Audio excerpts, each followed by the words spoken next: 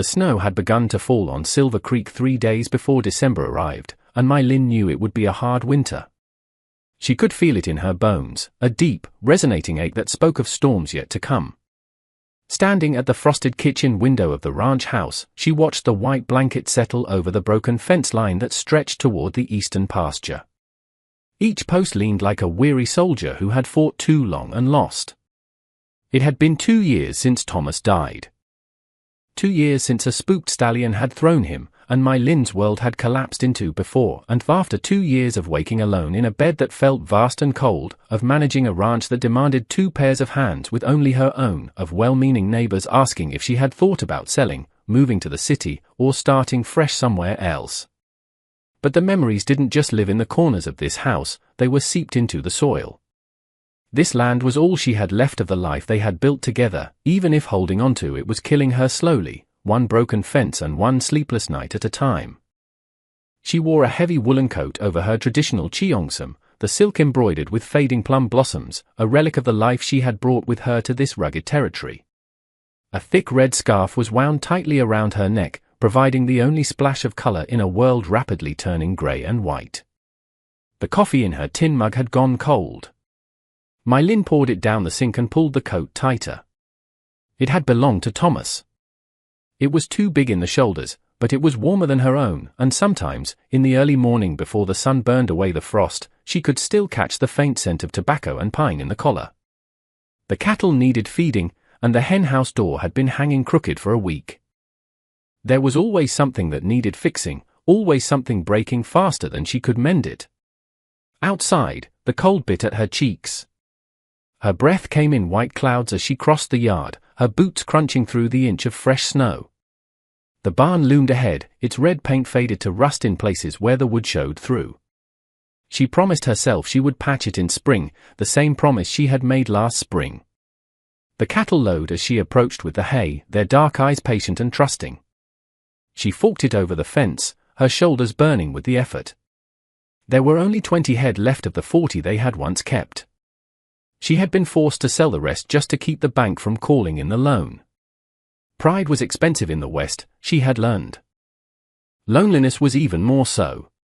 By the time she finished with the chickens and checked the water troughs, breaking the surface ice with a pry bar, the sun had climbed higher, though its light was thin and weak through the heavy clouds.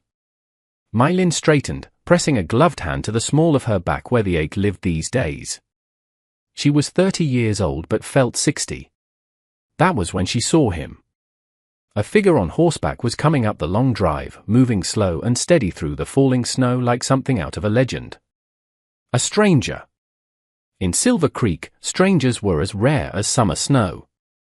My Lin's hand moved instinctively to the Winchester rifle she had left leaning against the barn door. He didn't hurry. That was the first thing she noticed.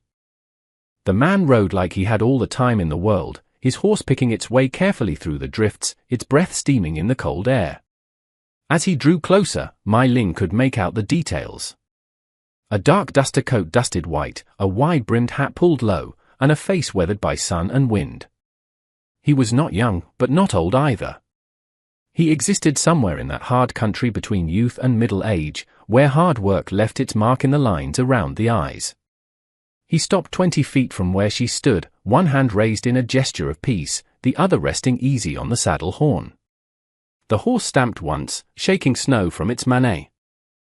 He said, his voice carrying across the space between them, low and even, like the rumble of distant thunder. Name's Wyatt Thorne. I'm looking for the Whitmore Ranch. My Lin kept her hand near the rifle, her fingers brushing the cold steel, but she didn't lift it. You found it. He nodded slowly, as if taking that in, his eyes moving past her to the barn, the house, and the sagging fence line. She could see him cataloguing it all, reading the story of neglect and struggle written in every broken board and missing shingle. It made something hot and defensive rise in her chest, flushing her cheeks beneath the red scarf. I was told you might need a hand, he said, bringing his gaze back to her dark eyes. For the winter. Ranch work, fence mending, whatever needs doing. Told by who? Your brother-in-law, Arthur Whitmore. Said his brother's widow was running the place alone and could use help before the worst of winter set in. He paused, then added quietly, said she was too stubborn to ask for it herself. That sounded like Arthur. Well-meaning, interfering Arthur, who lived 3 towns over and thought his occasional letters and unsolicited advice made up for the fact that he had never once offered to help her keep his brother's dream alive physically. Sending a stranger felt like pity dressed up as charity, and My Lin had no use for either. I don't need help, she said, the words coming out harder than she intended, her accent clipping the vowels sharply. And I can't afford to pay hired hands. Wyatt shifted in the saddle, and for a moment, she thought he might just tip his hat and ride back the way he had come. Part of her wanted him to. Part of her, buried deep where she didn't have to acknowledge it, hoped he wouldn't. Room and board would do, he said. Bunkhouse, if you got one. Meals. I'm not particular. He glanced at the sky where the clouds hung low and heavy, pregnant with snow. Storm's coming in hard tonight. I can feel it. Hate to be caught out on the road in that. It was manipulation, gentle but clear. He was giving her an out, a way to accept help without admitting she needed it. She should resent that. Instead, she found herself considering the fence that wouldn't survive another heavy snow, the roof of the barn where the leak had started last month, and the woodpile that was half the size it should be for a winter that promised to be brutal. The bunkhouse hasn't been used in 2 years, she heard herself say. Probably needs airing out. Something that might have been a smile touched the corner of his mouth beneath his mustache. I've slept in worse. My Lin, she said, surprising herself. My name is My Lin. My Lin, he repeated, as if testing the weight of the syllables. Then he dismounted, leading his horse forward with the same unhurried grace he had ridden in with. Much obliged. She nodded toward the barn. Stall for your horse is in there. Bunkhouse is out back. I'll bring you some blankets. As he walked past her, she caught the scent of leather, sagebrush, and wood smoke, something clean and solid that reminded her of before, when the ranch had been full of life and noise and purpose. She watched him disappear into the barn, this stranger named Wyatt, who had arrived with nothing but a horse and a tired kindness in his eyes.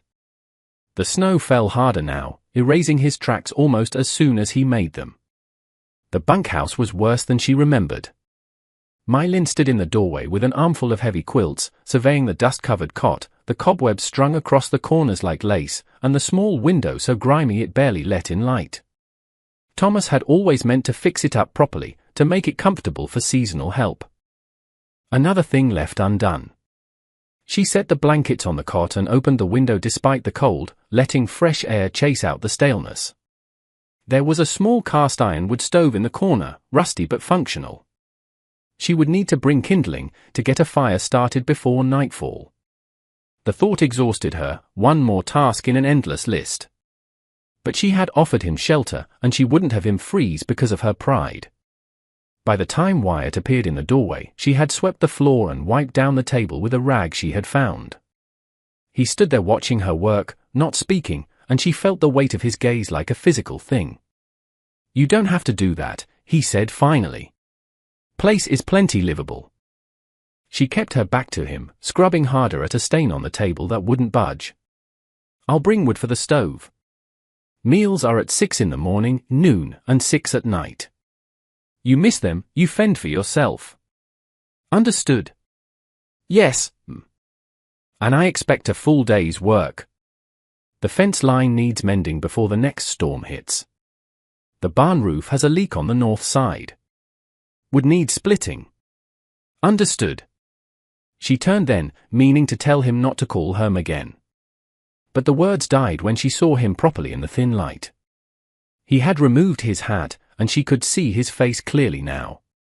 Strong jaw, dark hair threaded with grey at the temples, and eyes the colour of creek water in summer, a shifting, contemplative blue. There was a scar above his left eyebrow, faded white with age. He looked like a man who had known his share of hard winters, too. You can start tomorrow, she said, softer than she intended. Storm's coming in.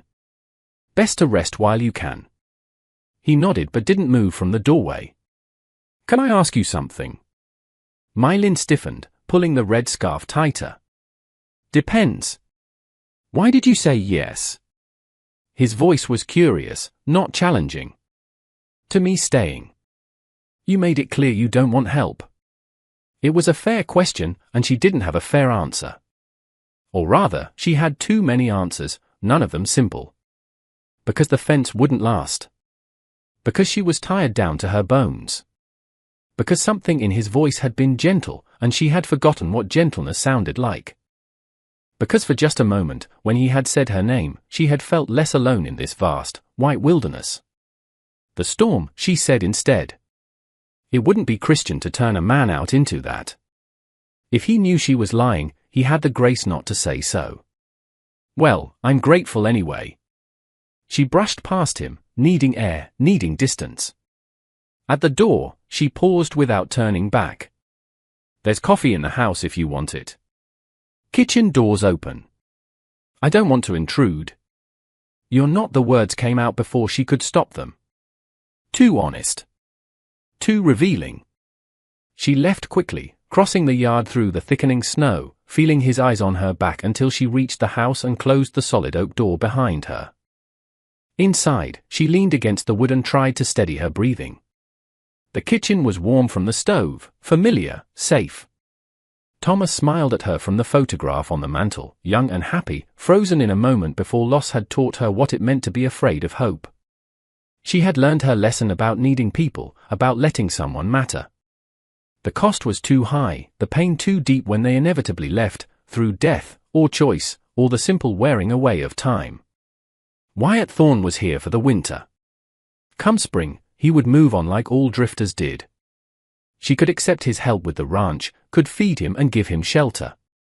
But that was where it ended. Her heart had no room for anything else. Outside, the wind picked up, rattling the window panes. The storm was here. The storm lasted 3 days. When it finally broke, the world outside was transformed, everything buried under 2 feet of fresh powder. The sky was scrubbed clean and impossibly blue. My Lynn woke that first clear morning to the sound of an axe biting into wood, steady and rhythmic as a heartbeat. Wyatt had already been up for hours. She found him by the woodshed, his coat hung on a fence post despite the biting cold, his shirt damp with sweat as he split logs with the easy efficiency of someone who had done it 1,000 times before. The pile of split wood had doubled in size since she had last checked it. He saw her watching and paused, wiping his brow with his sleeve. Morning. You didn't have to start so early. Habit, he said, setting another log on the block. Sun's up. Work needs doing. She had brought him coffee in a thermos, more from practicality than kindness. A man worked better when he was warm. But when she handed it to him, and their fingers brushed, something electric passed between them that had nothing to do with the static of the cold. He felt it, too. She could see it in the way his blue eyes met hers and held for a moment too long. Thank you, he said quietly. She nodded and turned back toward the house, but his voice stopped her. The fence line. I was thinking I'd start there today if that suits you. Eastern pasture looks like it took the worst of the wind. I'll help. You don't need to. It's my ranch. The words came out sharper than she intended. I'm not afraid of work. Something that might have been respect crossed his face. No, my Lynn. I can see that. They worked side by side that morning, replacing rotted posts and restringing barbed wire, their breath clouding in the cold air. Wyatt worked without complaint, without unnecessary talk, and My Lynn found herself grateful for the silence. Too many people tried to fill every empty space with words, as if quiet was something to be feared. But Wyatt seemed comfortable in it, content to let the work speak for itself. Around noon, when the sun was high and bright against the snow, he straightened and studied the fence line with a critical eye. This will hold through winter. But come spring, you'll want to replace the whole north section. Wood's compromised. I know. She drove the post hole digger into the frozen ground with more force than necessary. Add it to the list. He didn't respond right away, and when she glanced over, he was watching her with that same measuring look he'd had the first day. How long you been doing this alone? 2 years. That's a long time to carry a ranch by yourself. I manage. Didn't say you didn't. He picked up his tools, moving to the next post. But managing and thriving aren't the same thing. The observation stung because it was true. She wasn't thriving. She was surviving, barely, and they both knew it. But admitting that felt like betraying Thomas, like saying his dream hadn't been worth the cost of keeping it alive. Why are you here?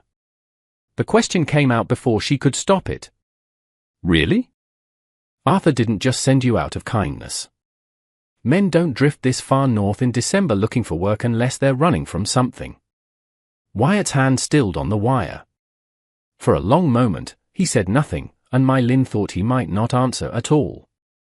Then he spoke, his voice low and raspy. Had a ranch of my own once. Down in Colorado. Lost it 3 years back. Bad drought, bad decisions, bad luck.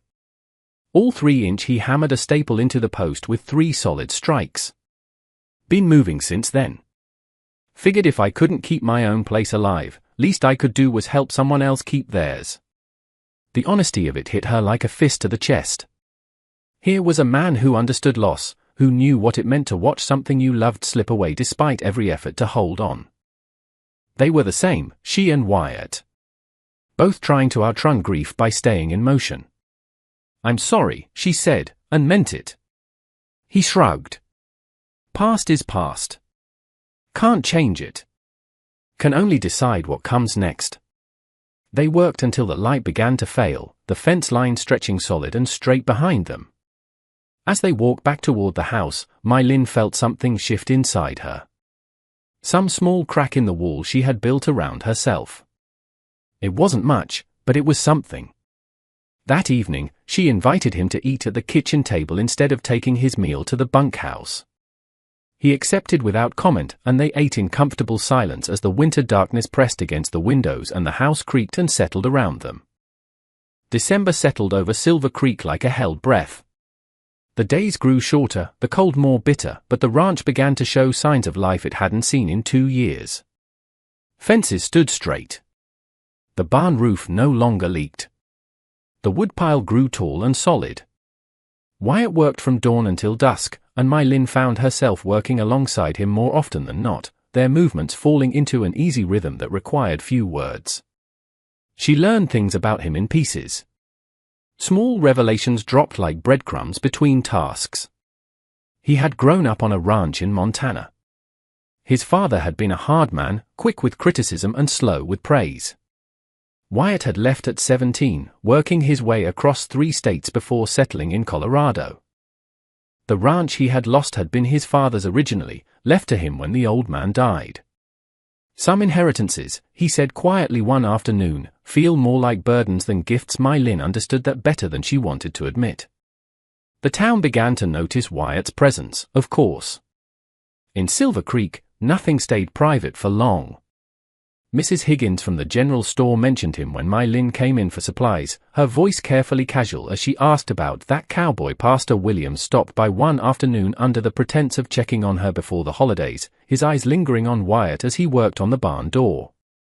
Even Arthur wrote, his letter tight with barely concealed satisfaction, asking if that fellow I sent was working out. My Lin kept her replies short and neutral. Yes, he was working out fine. No, she didn't need anything else.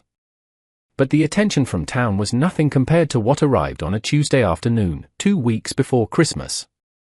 My Lin was in the kitchen, kneading dough for Manchu buns, mixing her heritage with the Western staples, when she heard a horse approaching the drive. She looked out to see a familiar spotted mare and her stomach dropped. Samuel! Thomas's neighbor to the south and the man who had asked to buy her land 3 times in the past year. Each offer was wrapped in concern that felt more like predation. She wiped the flour from her hands and went to meet him, stepping out onto the porch. Samuel was a successful man, solid and dependable, but with eyes that always seemed to be counting coins. He had claimed to be Thomas's friend, but friendship had quickly turned to business after the funeral. My Lin, he said, touching the brim of his hat. Thought I'd stop by, see how you're holding up with this cold snap. I'm fine, Samuel. Thank you for checking. His gaze moved past her to where Wyatt had emerged from the barn, wiping his hands on a rag. Samuel's expression hardened almost imperceptibly. I see you've got help now. Wyatt's been helping with the ranch work. Arthur sent him. Arthur. Samuel's jaw tightened. Should have been me helping you, my Lynn. I've offered enough times. There it was. The frustration he usually kept hidden beneath his careful courtesy. You're a busy man, Samuel. You have your own ranch to run. We could combine them, he said, his voice dropping, leaning down from his saddle. I've said it before. You wouldn't have to do this alone anymore. A woman. It's not right, you out here struggling. This land is too much for you. Sell to me, or... Well, we could make an arrangement. Marriage would solve a lot of legalities. It wasn't a proposal of love, it was a merger acquisition. He was offering her security, yes. A way to stop struggling. But the cost was her independence, and the erasure of everything Thomas had built. I appreciate the offer, Samuel. Truly. But I'm not selling. And I'm not looking to marry. Because of him? Samuel nodded toward Wyatt, who was leaning against a post, ostensibly checking a saddle strap but watching them closely. Some drifter Arthur sent? You don't even know him, my Lynn. It's dangerous. I know he's helping me keep my ranch running. That's enough. Is it? Samuel straightened in his saddle, his face flushing with rejected pride. You're going to lose this place. And when you do, don't come asking for favors. He turned his horse sharply and galloped away, snow kicking up in his wake. My Lynn stood in the cold, flour still dusting her sleeves, feeling a heavy stone of guilt and fear settle in her chest. Wyatt approached slowly. He didn't ask what had happened. He didn't need to. You all right? He says I'm going to lose the place, she whispered, looking out at the white horizon. Men like that think the only strength that matters is the kind that comes from a bank account, Wyatt said, his voice low. He doesn't know you very well, does he? My Lynn looked at him, surprised. I suppose not. Well, Wyatt tipped his hat back slightly. I reckon we've got work to do if we're going to prove him wrong. Christmas Eve arrived with clear skies and temperatures cold enough to make the snow squeak underfoot. My Lynn had avoided thinking about the holiday for weeks. It was just another day. But the air felt different. She stayed home while the town gathered at the church. Wyatt worked through the morning as usual, checking on the cattle, breaking ice. My Lynn watched him from the kitchen window as she prepared a simple dinner. She wore her red scarf, the wool scratching softly against her neck. She turned to find Wyatt standing in the doorway, hat in hand, looking uncertain for the first time since he'd arrived. Didn't mean to intrude, he said. Just wanted to let you know I'm saddling up. Heading into town. Town. The word came out sharper than she intended. Today? It's Christmas Eve. Stores are open until noon. I need to pick up a few things. Something cold and terrible seized her chest. He was leaving. Not just to town. Men didn't look uncertain about picking up supplies. He was leaving for good. Packing up and moving on, just like she had always known he would. Christmas Eve seemed as good a time as any for a drifter to drift. You don't have to come back, she said, the words tumbling out before she could stop them. Hard. Defensive. If you're going, just go. I've managed before. I'll manage again. Wyatt went very still. My Lynn, She turned away, gripping the edge of the counter so hard her knuckles went white. I don't need your pity. I hired you for work. You did it. We're square. You don't owe me anything. The silence stretched so long she thought he had left without another word. Then she heard his boots on the floorboards, felt him behind her, close enough that she could feel the warmth radiating from him. Look at me, he said quietly. She shook her head. My Lin, his hand touched her shoulder, gentle but firm. Look at me. She turned, and the expression on his face nearly undid her. It wasn't pity. It wasn't charity. It was something deeper. I'm going to town, he said, his voice steady. To pick up a few things. I ordered a new latch for the hen house, some wire, and something else. He reached into his duster pocket and pulled out a small, wrapped package. The brown paper was creased, as if it had been carried for a while. This, he set it on the counter between them. For Christmas. I was going to wait until tonight to give it to you. But seems like maybe you need to know right now that I'm coming back. Her throat tightened. Wyatt. I'm not him, he said. And she knew he meant Thomas. I can't be him, and I won't try. But I'm also not leaving, My Lin. Not unless you tell me you want me to.